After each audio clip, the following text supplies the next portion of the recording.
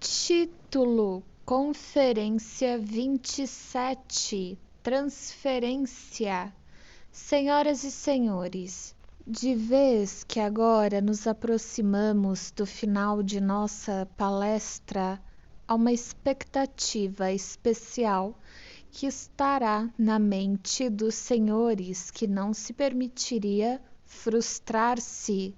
Sem dúvida, os senhores supõem que eu não lhes teria mostrado todos os detalhes do tema da psicanálise apenas para os abandonar, no fim, sem dizer uma palavra sobre terapia, na qual, em última análise, se fundamenta a possibilidade de se exercer a psicanálise.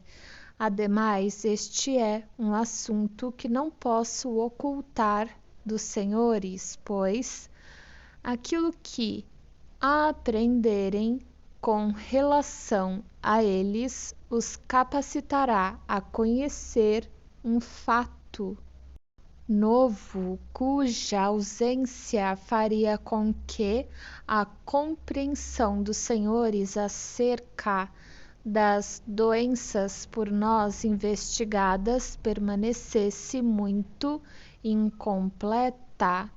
Sei que não esperam eu iniciá-los na técnica com a qual a análise para fins terapêuticos haverá de ser efetuada.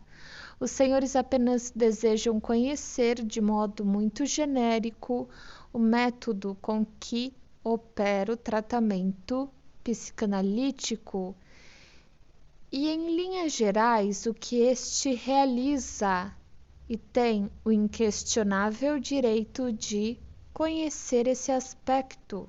Todavia, não direi aos senhores, mas insistirei em que o descubram por si mesmos. Pensem nisto, senhores. Aprenderam tudo quanto é essencial a respeito dos fatores determinantes do adoecer, bem como todos os fatores que entram em jogo após o paciente haver adoecido. Onde darão estes lugar a alguma influência terapêutica? Em primeiro lugar, existe a disposição hereditária. Desta não falamos com muita frequência, de vez que é enfaticamente ressaltada a partir de outras direções, e não temos nada de novo a dizer a respeito. Não suponham, porém, que as subestimamos. Justamente como terapeutas, chegamos a perceber com muita nitidez a sua força. De qualquer modo, nada podemos fazer para modificá-la. Também devemos considerá-la algo estabelecido que põe um limite aos nossos esforços. Depois existe a influência das experiências do início da infância, às quais costumamos conferir importância na análise. Elas pertencem ao passado e não podemos anulá-las.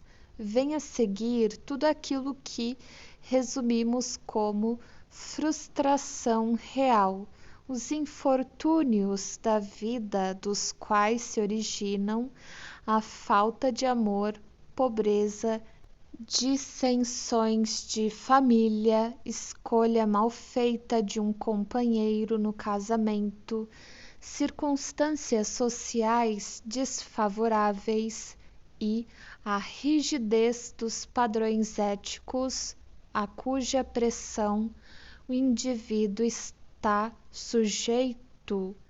Aqui, para dizer a verdade, deveria haver mãos bastante para uma terapia muito diferente, mas isso teria de pertencer ao tipo que o folclore vienense atribuiu ao imperador José, a interferência benévola de um personagem poderoso diante do qual as pessoas se inclinassem e as dificuldades desaparecem. Mas quem somos nós para adotar semelhante benevolência como instrumento de nossa terapia?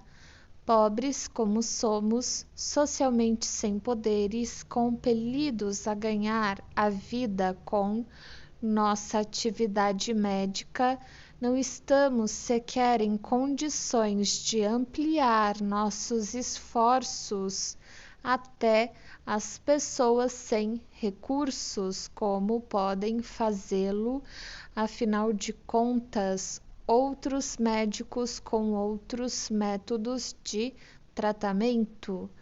Nosso tratamento consome tempo demasiado e é por demais trabalhoso para que isso se torne possível. Entretanto, talvez os senhores estejam agarrando-se a um dos fatores que mencionei e acreditam que ali encontram um ponto no qual nossa influência possa ser exercida, se as restrições da ética impostas pela sociedade têm um papel na privação imposta ao paciente. O tratamento pode, afinal, dar-lhes a coragem ou, quem sabe, a recomendação direta de desprezar essas barreiras e de conseguir sua satisfação e a recuperação de sua saúde, embora com isso desista de cumprir um ideal que a sociedade exalta, mas ao qual ela tão raramente adere. Assim, o paciente tornar-se-á sadio por viver uma vida completa sexualmente. Isso é verdade, projeta uma sombra por sobre o tratamento analítico, porque senão serviria a moralidade vigente. O que ele der ao indivíduo haverá tirado de comunidade. Mas, senhoras e senhores, quem lhes forneceu informações tão errôneas, uma recomendação ao paciente para viver uma vida completa sexualmente, por certo, não poderia desempenhar um papel no tratamento analítico, no mínimo porque nós próprios declaramos que um persistente conflito se realiza no paciente entre um impulso libidinal e a repressão sexual, entre uma tendência sensual e uma tendência ascética. Esse conflito não seria solucionado se ajudarmos uma dessas tendências a triunfar sobre sua opositora. Vemos na realidade que nos neuróticos o asceticismo está no poder e a consequência é justamente a tendência sexual suprimida, encontrar uma vida através de sintomas. Se ao contrário formos assegurar a vitória da sensualidade, então a repressão sexual que foi posta de lado necessariamente haverá de ser substituída por sintomas. Nenhuma dessas duas decisões alternativas poderiam terminar com o conflito interno. Em qualquer um dos casos, uma parte do conflito ficaria insatisfeita. Há apenas poucos casos nos quais o conflito é tão instável que um fator desse, como o de o médico tomar partido, possa decidi-lo, e tais casos efetivamente não necessitam do tratamento analítico todo aquele em quem o médico poderia exercer tamanha influência teria encontrado a mesma saída sem o médico. Os senhores precisam estar conscientes de que, se um homem jovem e abstinente se decide em favor de relações sexuais ilícitas, ou se uma esposa insatisfeita procura alívio com outro homem, essas pessoas, vias de regra, não aguardaram a permissão de um médico ou mesmo de seu analista. Nesse consenso, as pessoas geralmente negligenciam o ponto essencial de que o conflito patogênico nos neuróticos não deve ser confundido com uma luta normal entre dois impulsos mentais, ambos em mesmo pé de igualdade. Em primeiro lugar, a dissensão se faz entre dois poderes, um deles tendo irrompido até o estádio do que é pré-consciente ou consciente, ao passo que o outro foi mantido reprimido no estádio inconsciente. Por esse motivo, o conflito não pode ser conduzido a um desfecho. Os contendores não podem engalfinhar-se mais do que o fariam. Vamos comparar assim um urso polar e uma baleia. Uma verdadeira decisão só pode ser obtida quando ambos se encontrarem no mesmo chão. Penso que a única tarefa de nossa terapia consiste em tornar isso possível. Ademais disso, posso assegurar-lhes que estão mal informados se supõem que o conselho e a orientação nos assuntos da vida façam parte integral da influência analítica. Pelo contrário, na medida do possível, evitando exercer o papel de menor desse tipo, e tudo o que procuramos levar a efeito é, de preferência, que o paciente venha a tomar as decisões por si mesmo. Também, com vistas a esse propósito, exigimos do paciente que adie para o término de seu tratamento quaisquer decisões relativas à escolha de uma profissão, encargos de negócios, casamento ou divórcio, e que só as ponha em prática quando o tratamento estiver terminado.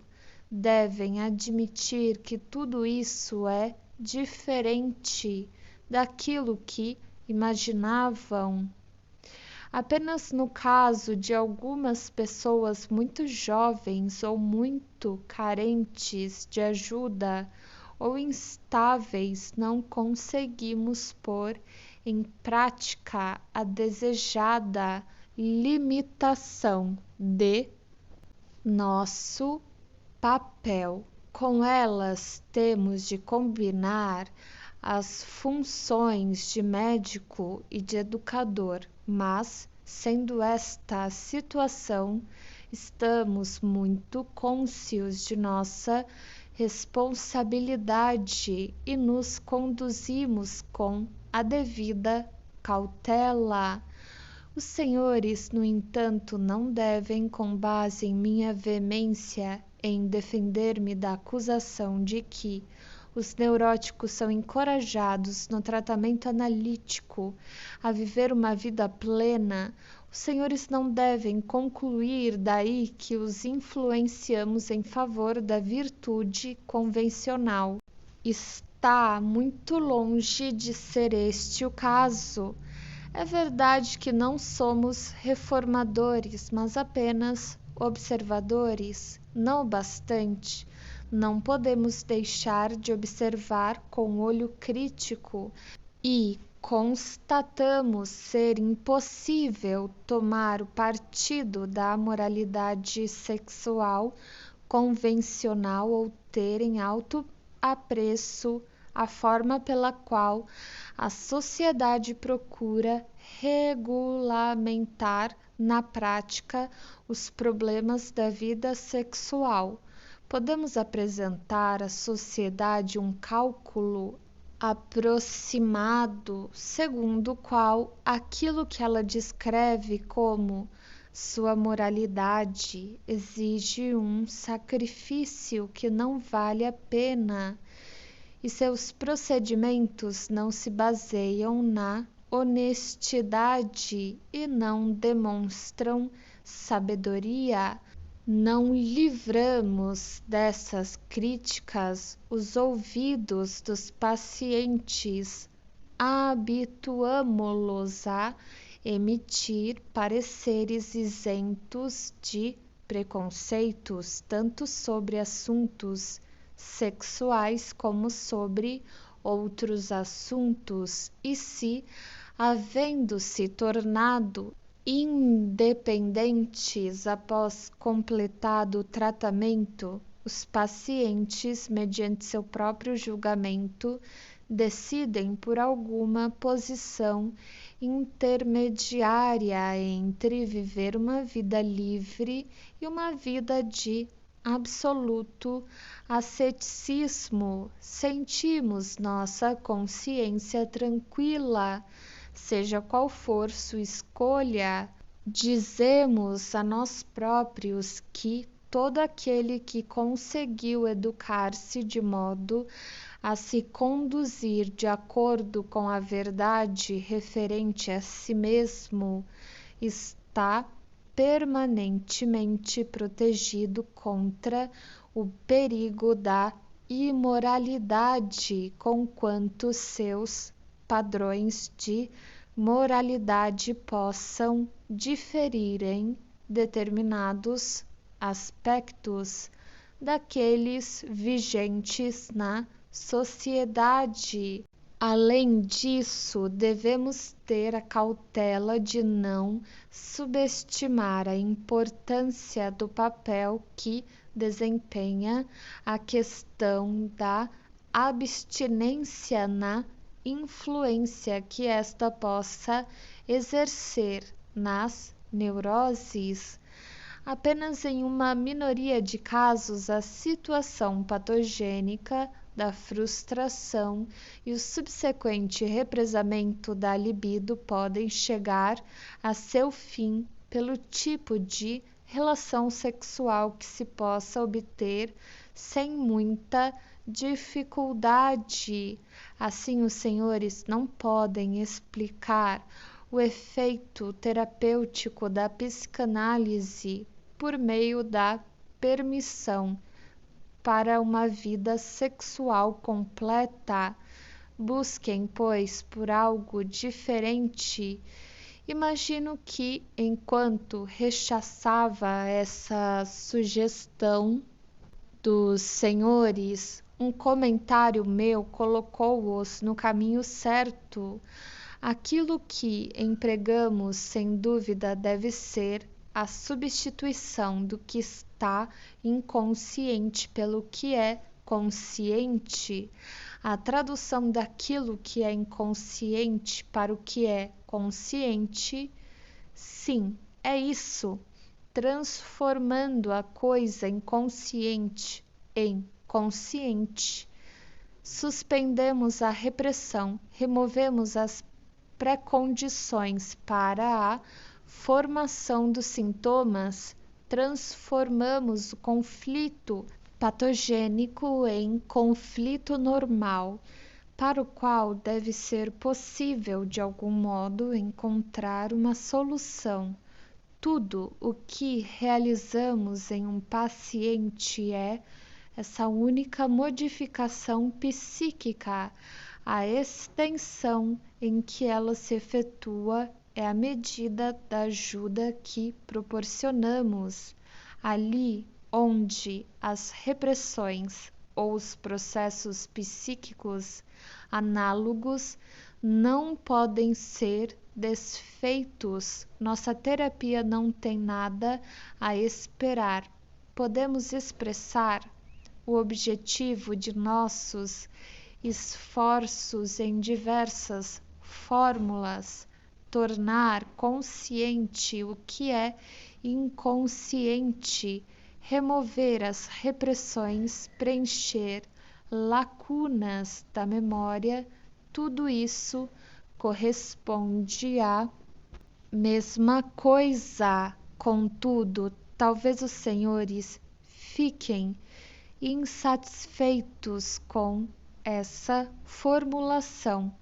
Haviam formado um quadro diferente do retorno à saúde de um paciente neurótico, o de que após submeter-se ao cansativo trabalho da psicanálise, ele se transformaria em outro homem, mas o resultado total, assim parece, é que eles antes têm menos coisas inconscientes e mais coisas conscientes do que tinha anteriormente.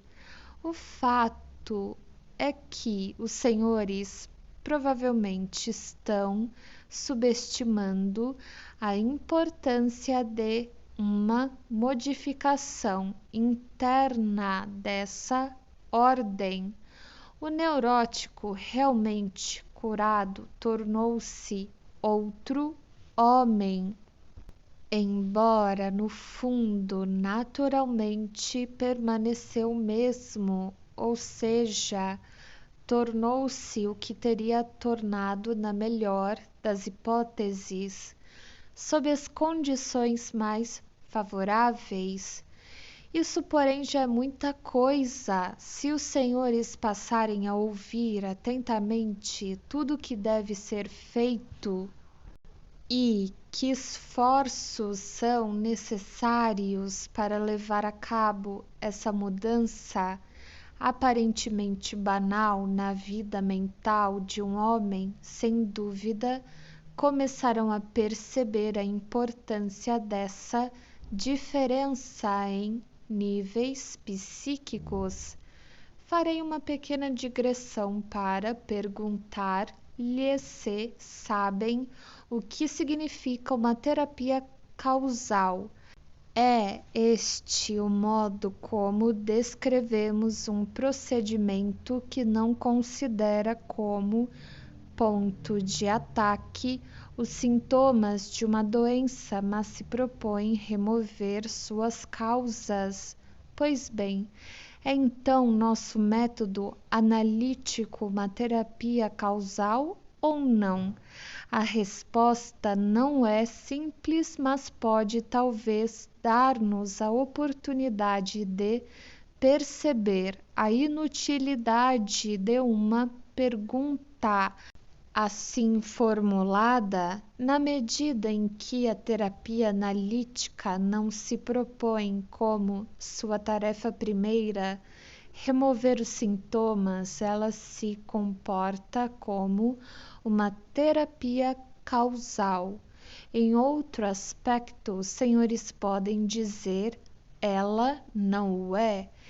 É que há muito tempo atrás situamos a origem da sequência das causas da doença, das repressões, as disposições instintuais, suas intensidades relativas na constituição e aos desvios no curso de seu desenvolvimento, supondo agora que fosse possível, talvez por algum meio químico, interferir nesse mecanismo, aumentar ou diminuir a quantidade de libido presente em determinada época, ou reforçar um instinto à custa de outro, tal coisa seria então uma terapia causal no verdadeiro sentido da palavra, para a qual nossa análise teria efetuado o indispensável trabalho preliminar de reconhecimento.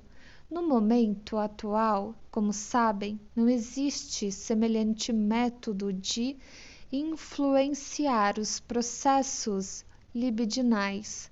Com nossa terapia psíquica, atacamos em conjunto diferentes pontos, não exatamente os pontos que sabemos serem as raízes do fenômeno, mas ainda assim bem distantes dos sintomas, os pontos que se nos tornaram acessíveis devido a algumas circunstâncias muito especiais. O que, pois, devemos fazer a fim de substituir o que é inconsciente em nosso paciente por aquilo que é consciente?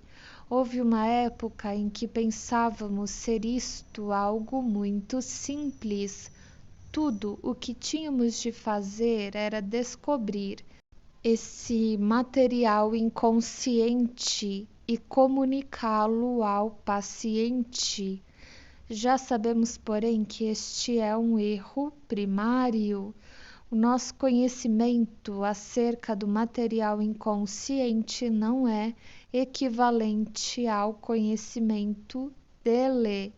Se lhe comunicarmos nosso conhecimento, ele não receberá em lugar de seu material inconsciente, mas ao lado do mesmo, e isso causará bem pouca mudança no paciente. Devemos de preferência situar esse material inconsciente topograficamente. Devemos procurar em sua memória o lugar em que se tornou inconsciente devido a uma repressão.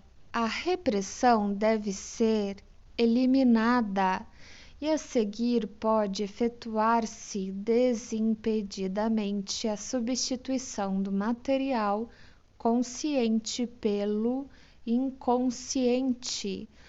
Como, pois, removemos uma repressão dessa espécie? A essa altura, nossa tarefa entra numa segunda fase. Primeiro, a busca da repressão e depois a remoção da resistência que mantém a repressão. Como removemos a resistência? Da mesma forma, descobrindo-a e mostrando-a ao paciente.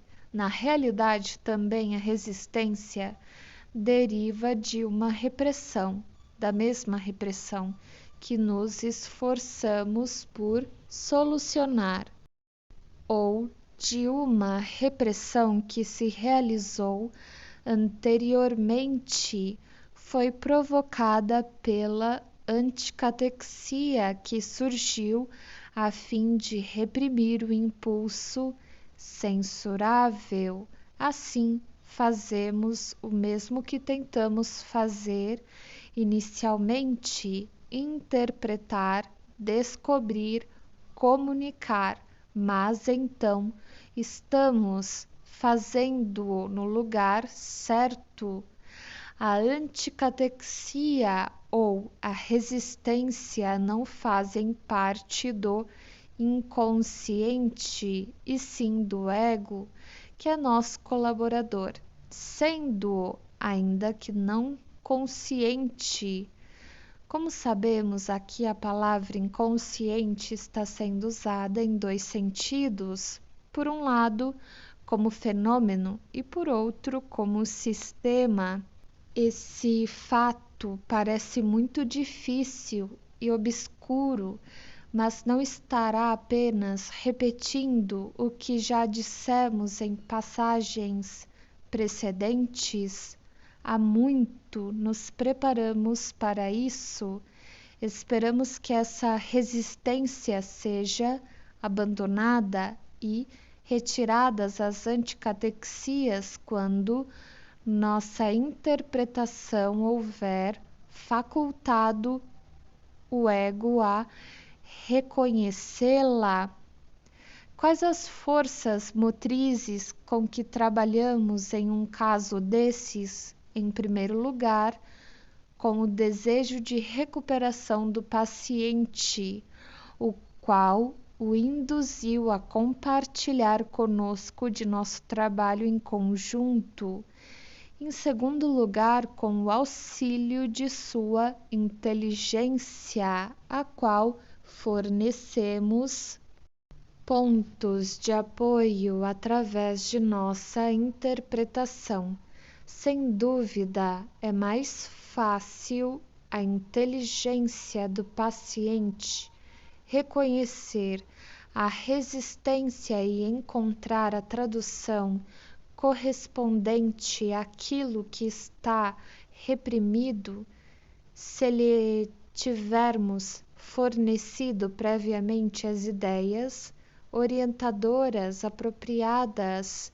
Se lhes digo, olhem para o céu, lá está um balão, o descobrirão com muito mais facilidade do que se lhes digo simplesmente para olhar para cima e procurar ver algo. Do mesmo modo, um estudante que vê através de um microscópio pela primeira vez é instruído por seu professor a respeito daquilo que irá enxergar.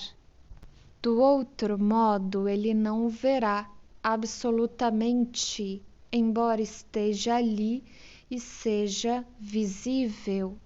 E agora passemos aos fatos. Em numerosas doenças nervosas, na histeria, nos estados de ansiedade, na neurose obsessiva, nossa expectativa cumpre-se. Ao procurar assim a repressão, ao revelar as resistências, ao assinalar o que está reprimido, conseguimos com efeito cumprir nossa tarefa, isto é, vencer as resistências, remover a repressão e transformar o material inconsciente em material consciente. Ao fazê-lo, obtemos a mais vívida ideia da forma como uma luta violenta se trava na mente do paciente ante cada resistência a vencer.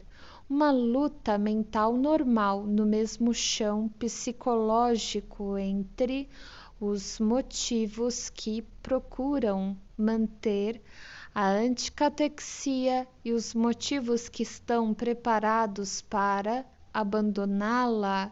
Os primeiros são os antigos motivos que, no passado, efetuaram a repressão. Entre os últimos estão os motivos surgidos recentemente que, assim podemos esperar, decidirão o conflito em nosso favor. Temos conseguido reviver o antigo conflito que levou à repressão e submeter à revisão o processo que então foi decidido. O novo material que nós aduzimos inclui, em primeiro lugar, o lembrete de que a decisão anterior levou à doença e a promessa de que um caminho diferente levará à recuperação.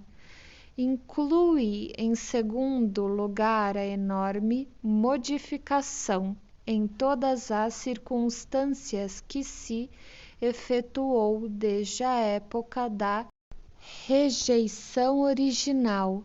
Naquela época, o ego era frágil, infantil e talvez pode ter tido razões para proibir, por lhe parecerem um perigo as exigências da libido.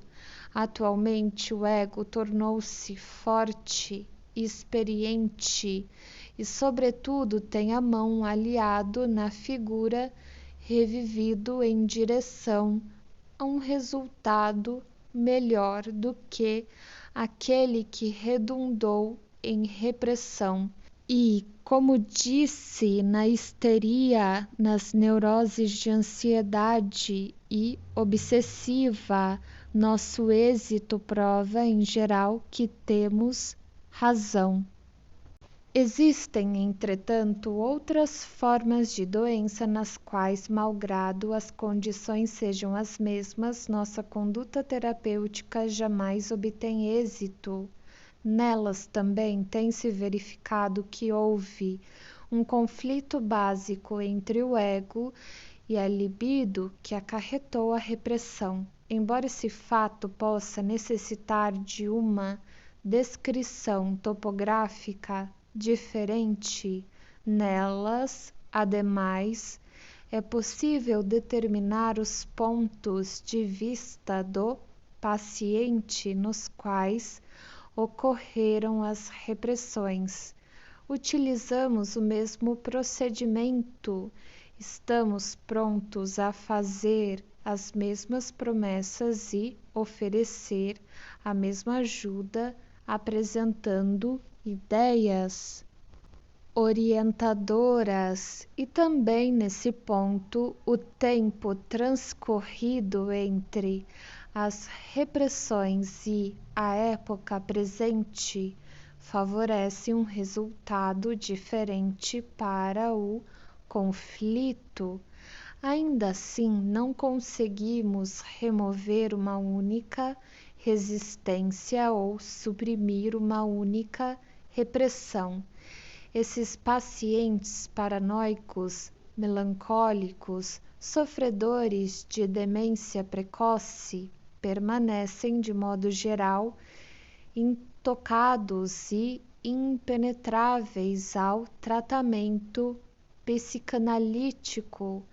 Qual seria a razão? Não é falta de inteligência, determinado nível de capacidade intelectual é naturalmente exigido de nossos pacientes e, por certo, não existe falta de inteligência, por exemplo, nos extremamente sagazes portadores de paranoia combinatória. E alguns dos outros motivos não parecem estar ausentes. Assim, os melancólicos possuem um grau muito elevado da consciência, ausente nos paranoicos de estarem doentes e de isto constituir o motivo por sofrerem tanto. Tal, contudo, não os torna mais acessíveis. Deparamos aqui com um fato que não compreendemos e que, portanto, não faz duvidarmos de que realmente compreendemos todos os fatores determinantes de nosso possível êxito em outras neuroses. Se prosseguimos dedicando-nos apenas aos nossos neuróticos, histéricos e obsessivos, logo deparamos com um segundo problema para o qual absolutamente não estamos preparados. Isto porque, após pequeno lapso de tempo, não podemos deixar de constatar que esses pacientes se comportam de maneira muito peculiar com relação a nós. Acreditávamos, para dizer a verdade, que havíamos percebido todos os motivos envolvidos no tratamento que havíamos colocado em termos racionais completamente a situação existente entre nós e os pacientes, de modo que esta pudesse ser visualizada de imediato como se fora uma soma aritmética. Não obstante, a despeito de tudo isso, algo parece infiltrar-se furtivamente, algo que não foi levado em conta em nossa soma. Essa novidade inesperada assume muitas formas e iniciarei descrevendo para os senhores as formas mais comuns e mais facilmente compreensíveis sob as quais ela aparece. Constatamos, pois, que o paciente que deveria não desejar outra coisa senão encontrar uma saída para os seus penosos conflitos desenvolve especial interesse pela pessoa do médico. Tudo o que se relaciona ao médico parece ser mais importante para ele do que seus próprios assuntos e parece desviá-lo de sua própria doença. Durante algum tempo, por conseguinte, as relações com ele se tornam muito agradáveis. O paciente é especialmente amável, procura sempre que possível mostrar sua gratidão, revela refinamento e méritos em seu modo de ser que talvez não esperaríamos encontrar nele.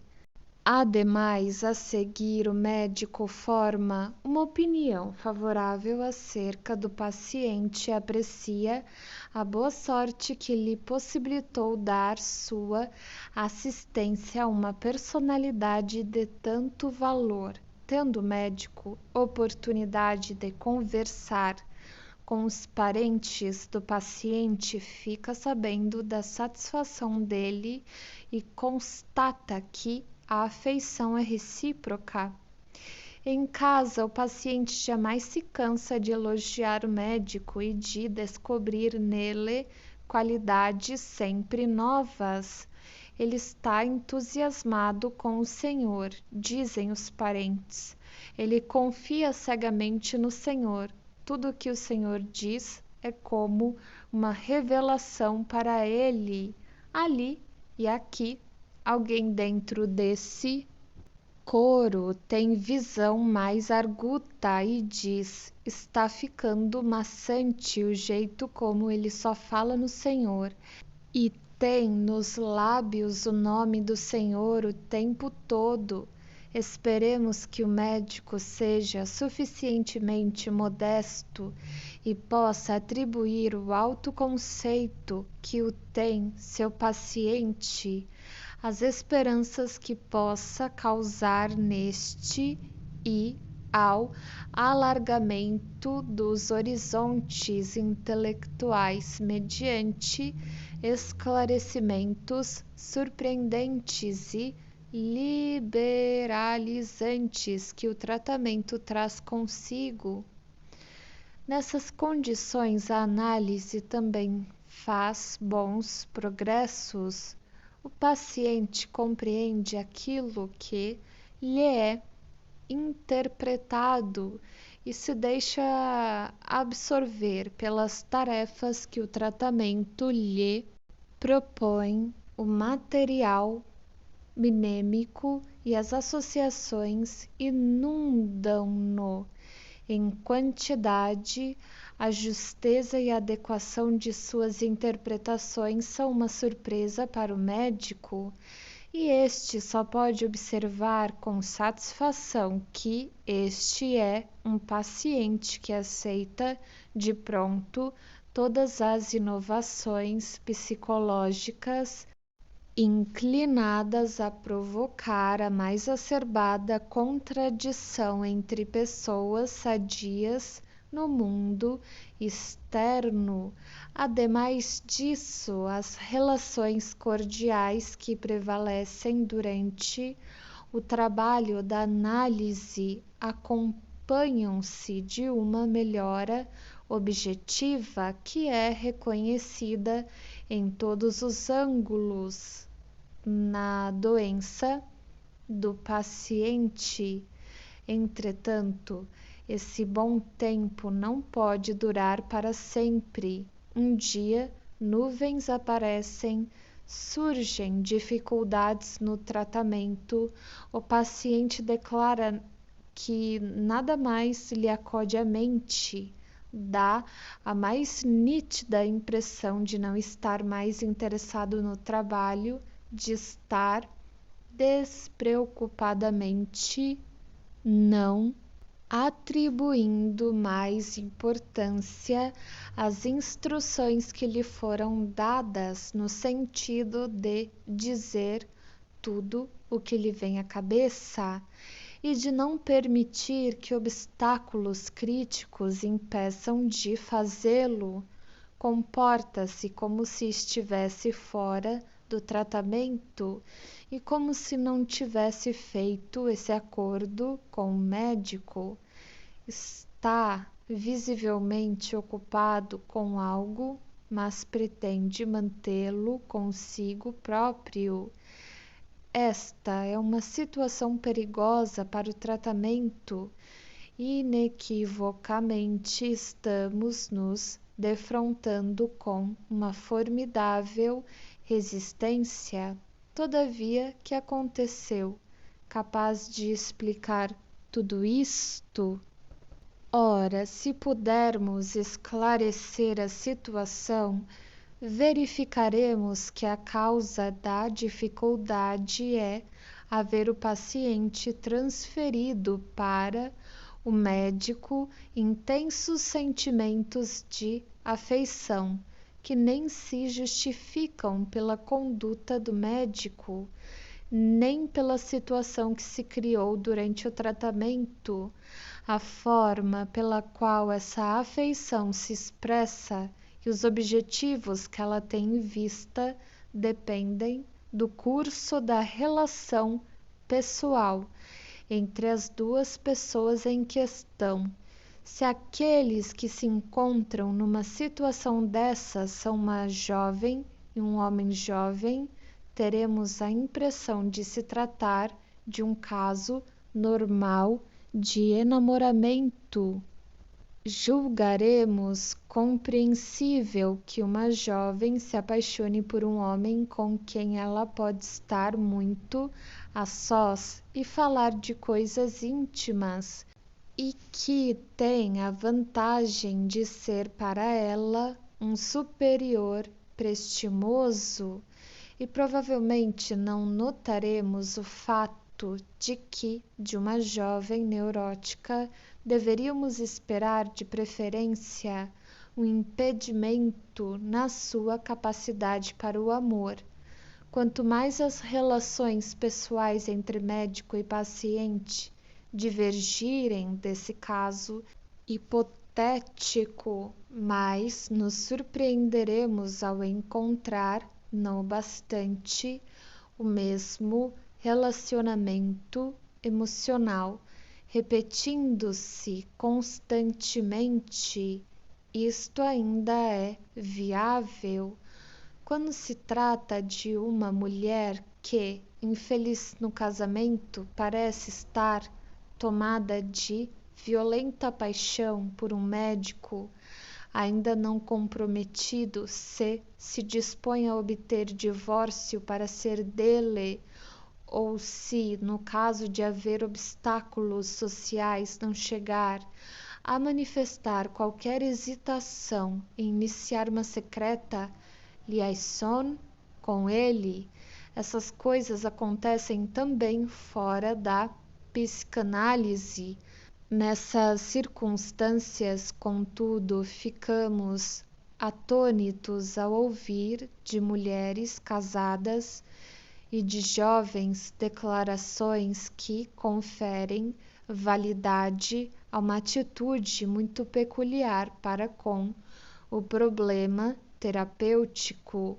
Elas dizem sempre souberam que podiam curar-se somente através do amor, e antes que começasse o tratamento haviam esperado que, através dessa relação, iriam afinal ter assegurado aquilo que até então a vida lhes tinha negado. Somente com essa esperança é que haviam enfrentado tantos problemas relativos ao tratamento e vencido todas as dificuldades de comunicar seus pensamentos.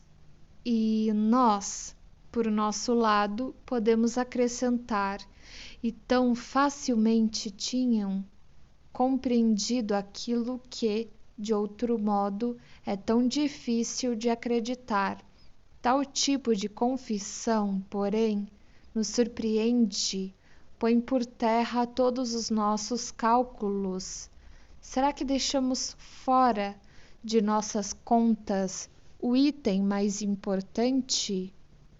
Com efeito, quanto maior a nossa experiência, menor nossa capacidade de resistir contra e fazermos essa correção, embora a necessidade de fazê-la envergonhe nossas pretensões científicas nas primeiras vezes.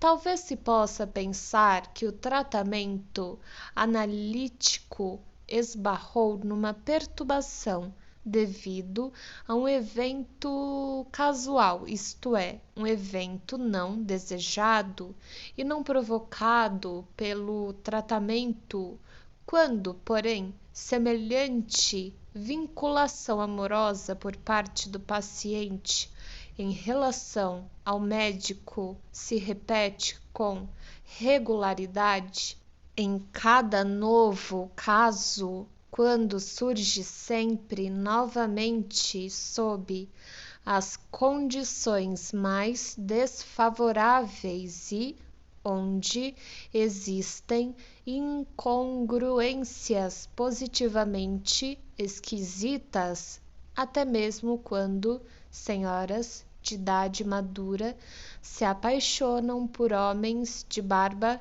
grisalha, até mesmo onde, conforme julgamos, não há nada de espécie alguma capaz de atrair.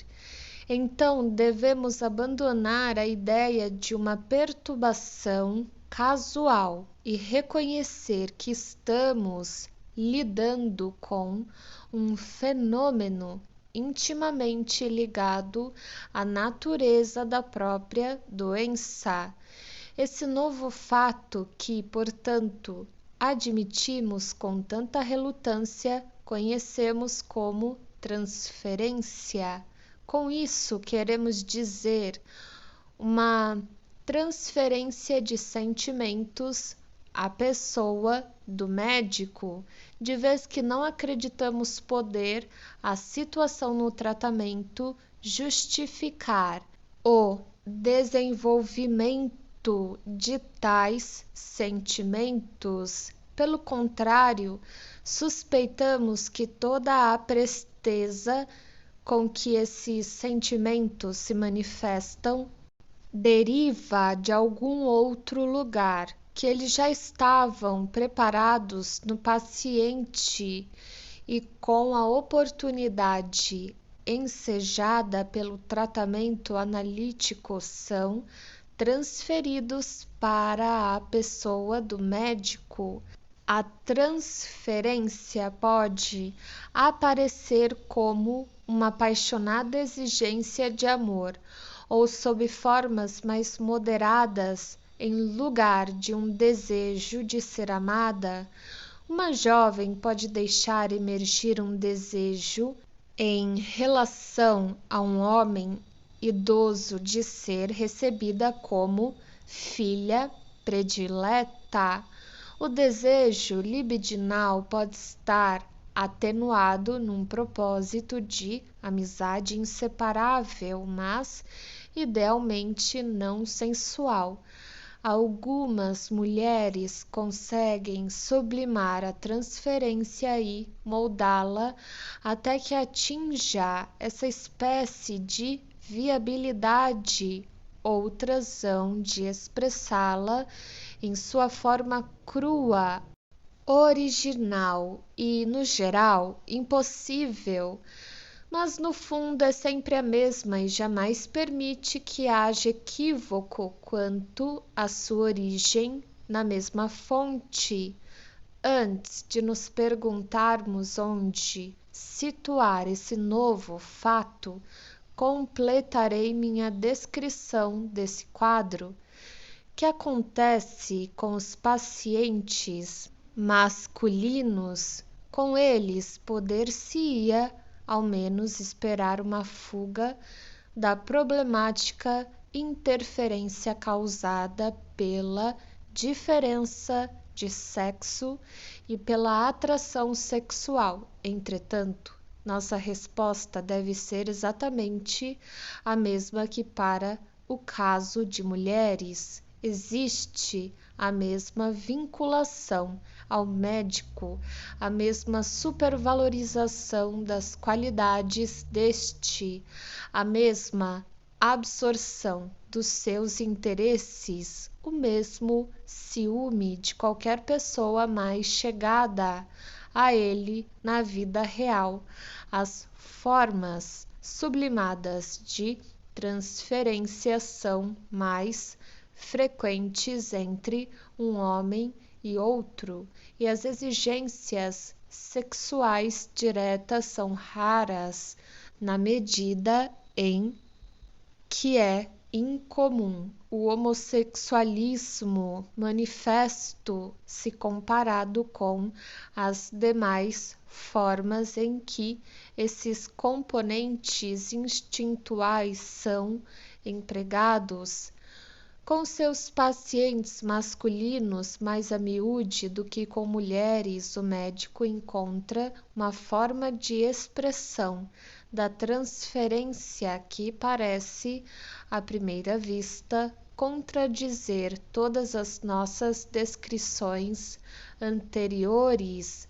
Uma transferência hostil ou negativa.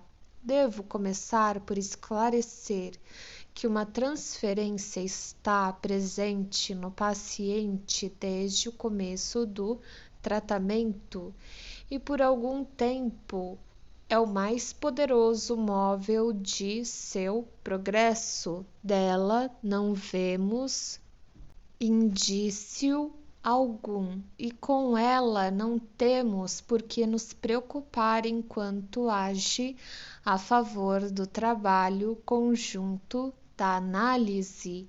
Se, porém, se transforma em resistência, devemos voltar-lhes nossa atenção e reconhecemos que ela modifica sua relação para com o tratamento sob duas condições diferentes e contrárias. Primeira, se na forma de inclinação amorosa ela se torna tão intensa e revela sinais de sua origem em uma necessidade sexual de modo tão claro que inevitavelmente provoca uma oposição interna a ela mesma. E segundo, se consiste em impulsos hostis em vez de afetuosos. Os sentimentos hostis revelam-se, via de regra, mais tarde do que os sentimentos afetuosos e se ocultam atrás destes. Sua presença simultânea apresenta um bom quadro da ambivalência emocional, dominante na maioria de nossas relações íntimas com outras pessoas. Os sentimentos hostis indicam, tal qual os afetuosos, haver um vínculo afetivo da mesma forma como o desafio, tanto como a obediência significa dependência, embora tendo à sua frente um sinal menos em lugar de mais. Não podemos ter dúvidas de que os sentimentos hostis para com o médico merecem ser chamados de transferência, pois a situação no tratamento, com muita razão, não proporciona qualquer fundamento para sua origem. Essa inevitável visão da transferência negativa nos assegura, portanto, que não estivemos equivocados em nosso julgamento acerca da transferência positiva ou afetuosa. Onde surge a transferência, que dificuldades nos causa, como a superamos e que vantagens finalmente delas auferimos? Estas são questões que devem ser abordadas detalhadamente em um manual técnico de análise, e hoje me referirei a elas apenas levemente. Para nós, é impossível ceder às exigências do paciente decorrentes da transferência. Seria absurdo se as rejeitássemos de modo indelicado e, o que seria pior, indignados com elas. Superamos a transferência mostrando ao paciente que seus sentimentos não se originam da situação atual e não se aplicam à pessoa do médico, mas sim que eles estão repetindo algo que lhe aconteceu anteriormente. Desse modo, obrigamo-lo a transformar a repetição em lembrança. Por esse meio, a transferência que, amorosa ou hostil, parecia de qualquer modo constituir a maior ameaça ao tratamento, torna-se seu melhor instrumento, com cujo auxílio os mais secretos compartimentos da vida mental podem ser abertos. Mas gostaria de dizer-lhes algumas palavras para aliviar-lhes a surpresa que tiveram com a emergência desse inesperado fenômeno. Devemos não esquecer que a doença do paciente que aceitamos para analisar não é algo acabado e tornado rígido, mas algo que ainda está crescendo e evoluindo como um organismo vivo.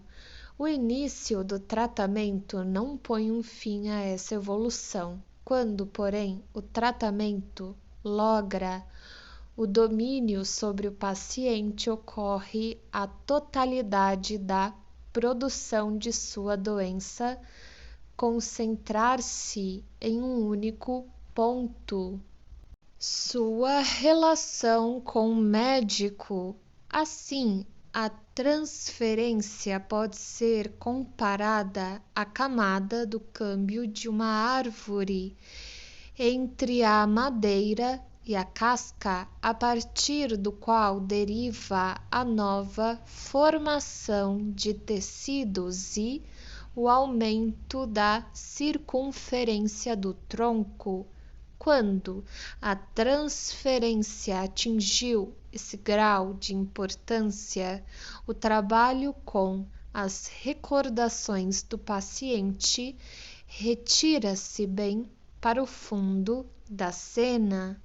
Em consequência, não é incorreto dizer que já não mais nos ocupamos da doença anterior do paciente, e sim de uma neurose recentemente criada e transformada que assumiu o lugar da anterior. Temos acompanhado essa nova edição do distúrbio antigo desde seu início. Temos observado sua origem e seu crescimento e estamos especialmente aptos a nos situar dentro dele.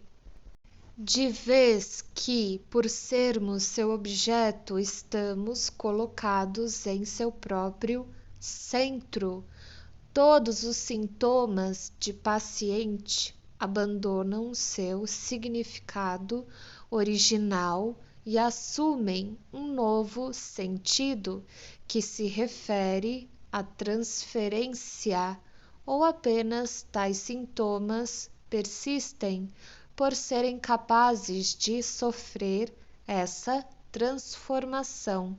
Mas dominar essa neurose nova, artificial, equivale a eliminar a doença inicialmente trazida ao tratamento, equivale a realizar nossa tarefa terapêutica. Uma pessoa que se tornou normal e livre da ação de impulsos instintuais reprimidos em sua relação com o médico, assim permanecerá em sua própria vida após o médico haver-se retirado dela. A transferência possui essa importância extraordinária e para o tratamento importância positivamente central.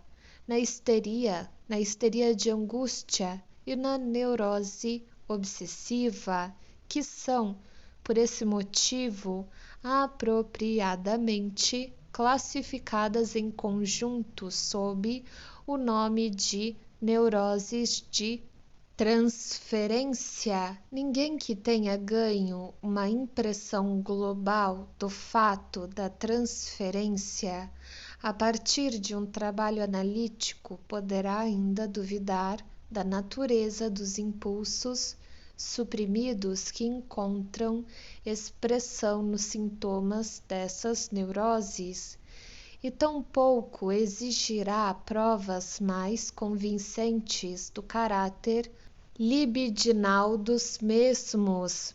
Pode-se dizer que nossa convicção da importância dos sintomas como satisfações substitutivas da libido teve sua confirmação final só após a inclusão da transferência.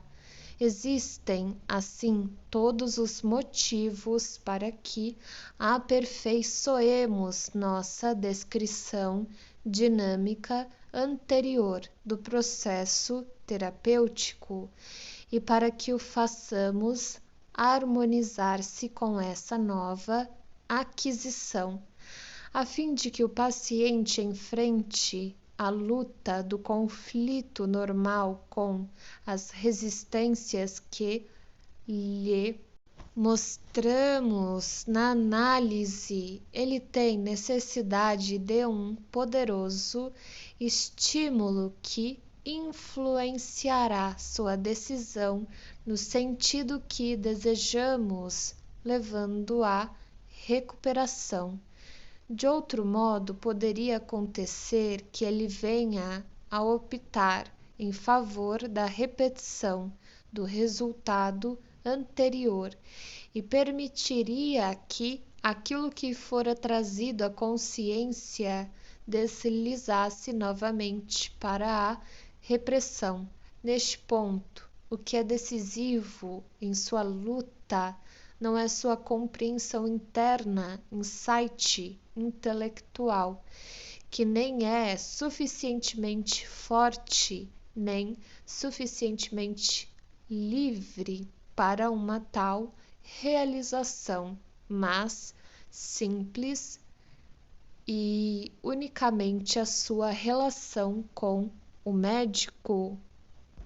Na medida em que sua transferência leva um sinal entre aspas, mais, ela reveste seu médico de autoridade e se transforma em crença nas suas comunicações e explicações. Na ausência de tal transferência, ou se a transferência fosse negativa, o paciente jamais daria sequer ouvidos ao médico e a seus argumentos. Aqui sua crença está repetindo a história do seu próprio desenvolvimento. É um derivado do amor e no princípio não precisa de argumentos. Apenas mais tarde ele permite suficiente espaço para submetê-los a exame, desde que os argumentos sejam apresentados por quem ele ama. Sem esses apoios, os argumentos perdem sua validade e na vida da maioria das pessoas, esses argumentos jamais funcionam. Portanto, em geral, um homem só é acessível também a partir do aspecto intelectual, desde que seja capaz de uma catexia libidinal de objetos, e temos boas razões para reconhecer e temer no montante de seu narcisismo uma barreira contra a possibilidade de ser influenciado até mesmo pela melhor técnica analítica. Naturalmente, deve-se atribuir a todas as pessoas normais uma capacidade de dirigir catexias libidinais às pessoas. A tendência à transferência nos neuróticos da qual falei é apenas um aumento extraordinário dessa característica universal. Seria mesmo muito estranho se um traço humano tão difundido e tão importante nunca tivesse sido percebido nem valorizado, e de fato ele o foi. Bernheim, que tinha um olho infalível, baseou sua teoria dos fenômenos hipnóticos na tese segundo a qual toda pessoa, de alguma forma, é sugestionável. Sua sugestionabilidade não era senão a tendência à transferência concebida um tanto estreitamente por não incluir a transferência negativa, mas Bernheim jamais pôde dizer o que era realmente a sugestão e como ela surgia. Para ele, tratava-se de um fato fundamental cuja origem não conseguia esclarecer. Ele não sabia que sua sugestibilidade dependia da sexualidade, da atividade, da libido, e devemos dar-nos conta de que, em nossa técnica, abandonamos a hipnose apenas para redescobrir as sugestões na forma de transferência. Aqui faço uma pausa e deixarei que tomem a palavra, pois vejo uma objeção agitando-se nos senhores com tanta veemência que os tornaria incapazes de ouvir, senão a expressassem em palavras. Então afinal o senhor admite, o senhor trabalha com auxílio da sugestão, igualzinho os hipnotizadores. É o que estávamos pensando há muito tempo, mas então por que o caminho indireto das recordações do passado, a descoberta do inconsciente, a interpretação e a tradução retrospectiva das distorções, esse imenso dispêndio de trabalho, de tempo e de dinheiro, quando a única coisa eficaz no final das contas é apenas a sugestão? Porque o Senhor não faz sugestão diretas contra os sintomas como fazem os outros honestos hipnotizadores. Além do mais, se o Senhor procura desculpar-se por seu longo rodeio, usando por motivo o fato de o Senhor ter realizado diversas descobertas psicológicas importantes que são ocultas pela sugestão direta, qual a certeza agora dessas descobertas? Não são elas resultado de sugestão também, de sugestão não intencional? Não é possível que o Senhor esteja impondo ao paciente o que o Senhor quer e o que parece correto para o Senhor também nessa área? O que os senhores estão me apresentando é extraordinariamente interessante e deve ser respondido, contudo, não posso fazê-lo hoje.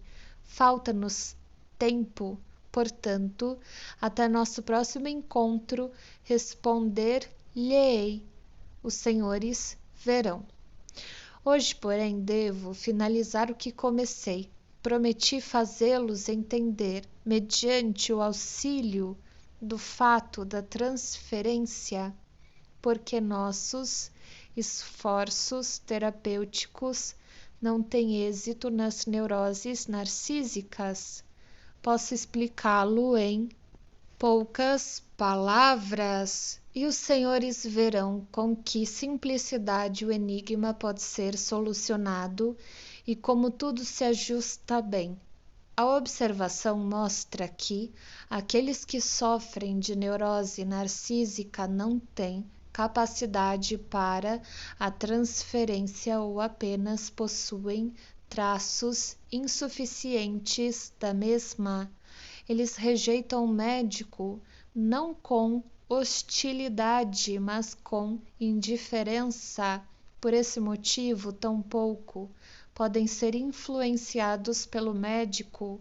O que este lhes diz deixa-os frios, não os impressiona. Consequentemente, o mecanismo de cura que efetuamos com outras pessoas, a revivescência do conflito patogênico e a superação da resistência devido à regressão neles não pode ser executado, permanecem como são, a miúde. Já empreenderam tentativas de recuperação por sua própria conta que conduziram a resultados patológicos.